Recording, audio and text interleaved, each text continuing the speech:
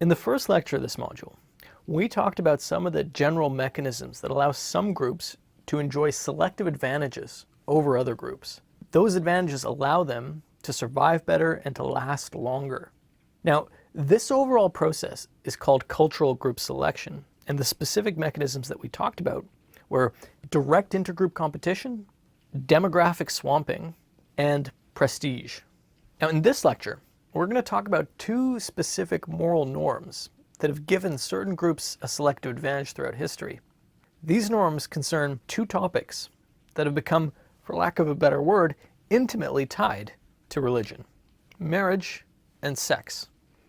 Now, obviously, sexual reproduction is fundamental to the genetic evolution of most species on the planet. And sex and death have been called the gas pedal and brake of the evolutionary process. It's successfully mating and producing the next generation of reproductively viable offspring that ensures that one's genetic line continues off into the future. And as a result, all animals have evolved specific evolutionary systems to ensure that they have sex. But cursed with these giant brains, humans have been trying to subvert that process for as long as we've known that there's a connection between sex and pregnancy. Because though the first part of that equation can be quite pleasurable, the second part, with its laborious pregnancy and its painful childbirth, and then the rearing of a child through its overly long period of juvenile dependency, well, that can be quite a pain. And it used to be even worse. So during our hunter-gatherer past, research suggests that women spend 80% of their reproductive years either pregnant or nursing. So it's probably not a surprise then that we have evidence of contraception going back at least 4,000 years. In ancient Greece, for example, the silphium plant, which was prized for its contraceptive properties, was so valuable that it was put on coins, it commanded its weight in silver, and it was harvested to extinction.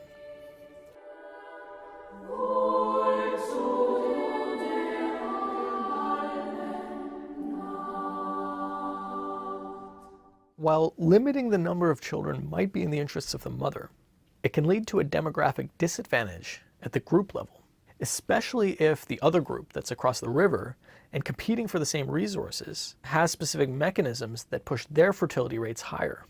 Now, today we see starkly different fertility rates for people of different religious beliefs. So in the US, the average number of children born to a religiously unaffiliated woman is 1.7, which is well under the replacement rate of 2.1.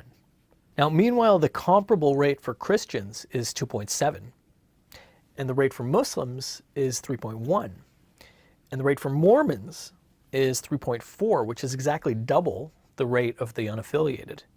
And estimates for the American Amish may be double the Mormon rate. What accounts for these differences? Well, religions have led to higher fertility in several different ways, both direct and indirect. Now, the most direct way is through direct injunctions to fruitfully multiply. What these injunctions do is they sacralize and thus moralize what would otherwise be just morally neutral decisions about family planning. And surveys indicate that highly religious people are, unsurprisingly, much more likely to take religious teachings and injunctions into account when making those decisions. More indirectly, many religions, including the two biggest religions, Islam and Catholicism, have specific rules prohibiting abortion and contraception, not to mention homosexuality. And needless to say, followers who adhere to those particular rules tend to have higher fertility rates. So from an ultimate perspective, family values are actually for just making bigger families.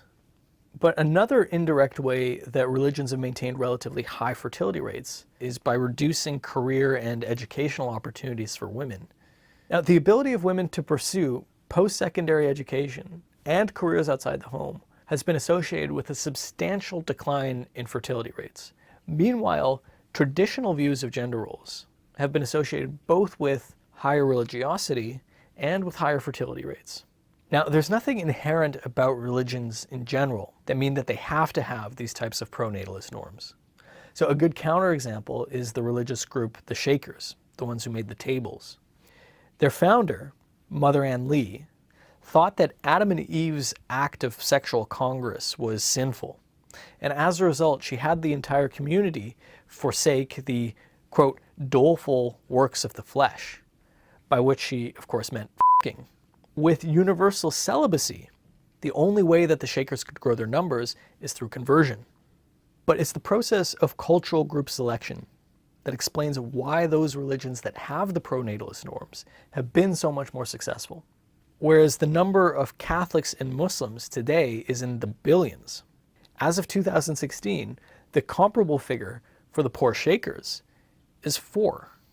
Now, in the last module of the course, we're going to talk more about how these differential rates of fertility between different religious groups promise to remake the demographic landscape of our species.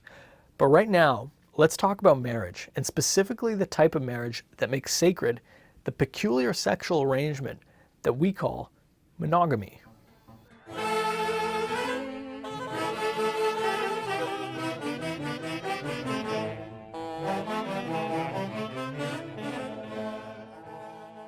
Now, in addition to growing one's population, another mechanism that can lead one group to outcompete another is to tamp down the amount of internal conflict and strife. So if, for example, in one group, everybody's killing each other, that leaves them vulnerable to being beaten by another group that has achieved relatively more in-group harmony.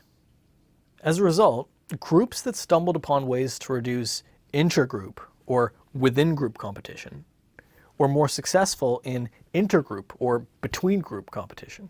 And throughout history, one of the chief drivers of within-group strife was the competition among men for women. Now, there's several principles that explain why this type of intrasexual competition became so pitched.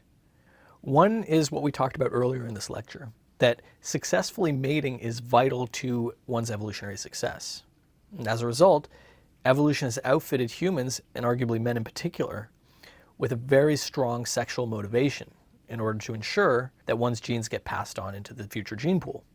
Now, the second reason is that because the minimum sexual investment that's required for a man to father a child is so low, men can have a much higher number of children than can women. Pregnancy and nursing limit the number of children that a woman can have in a certain amount of time, which thereby limits the reproductive utility that any woman has for sleeping with many men. On the other hand, a man is theoretically only limited by the number of women that he can impregnate. Now that's why the most prolific mother in history was an 18th century Russian peasant who had 69 children and only accomplished that because of multiple sets of twins and triplets and even quadruplets, and all of that was with a single father. Now, 69 is quite a handful, but the comparable number for a man is of course much higher. Ismail bin Sharif, no relation that I know of, was a cruel and fearsome sultan of Morocco who is said to have fathered somewhere between 867 and 1,042 children, spread out over 100 women. Now the challenge with that is that there are roughly equal numbers of men and women in a society, and so if the sultan is monopolizing a harem of 100 women, that means that somewhere there are 99 men without any mating opportunities. So it's no surprise that those men who rank as the most reproductively successful in history tended to be kings or other high-status men who could flex their power in order to maximize their reproductive opportunities. Now, the larger the number of women who are monopolized by a small elite minority of men, the larger the sexual underclass of men who have no wives at all. And these men, facing sexual frustration and genetic death, can become increasingly desperate to ensure their representation in the gene pool. Now, studies have shown that all else being equal, unmarried men are significantly more likely than their married counterparts to engage in violent and risky behavior, including crimes like theft, rape, and murder. Now, all that violent desperation, it takes a social toll, a large one. As Joe Henrich and his colleagues write in a recent review, when you look across countries, the greater the number of unmarried men, the greater the rates of rape, murder, assault, fraud, and theft, even after controlling for relevant variables like GDP per capita, population density, level of democracy, etc. In other words, there's nothing in this world that's more dangerous than bachelorhood.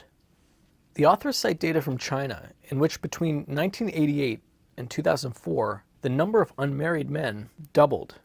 And during that time, the crime rate also doubled.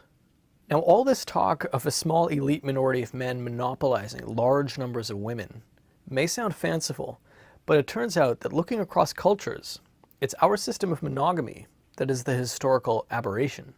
Several different ethnographic analyses, looking at hundreds of different cultures, have all shown that only about 15% of those cultures are what we would call monogamous.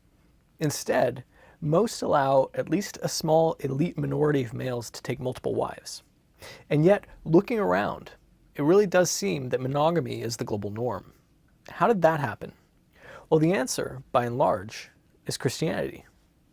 Henrich describes how the origins of monogamy norms can be traced from ancient Greece to ancient Rome, and then on to early Christendom.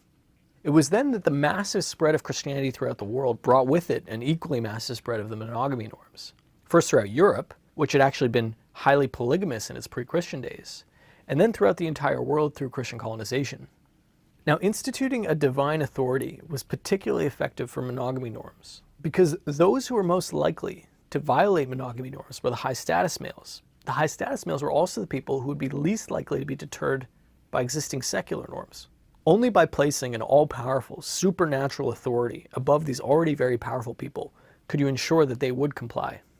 Now, this isn't to say that nobody had multiple sexual partners, but it did mean that somebody could only be tied officially to one other person at a time.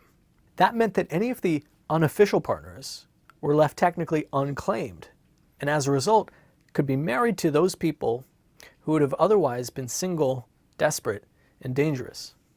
The reduction in intragroup conflict that came with these monogamy norms led to a more stable and prosperous society, one that was more successful in the competition of cultural group selection. The idea here is that in different ways, both these pronatalist norms and these monogamy norms allowed the religions and the societies that they were tied to outcompete their rivals and ultimately inherit the earth.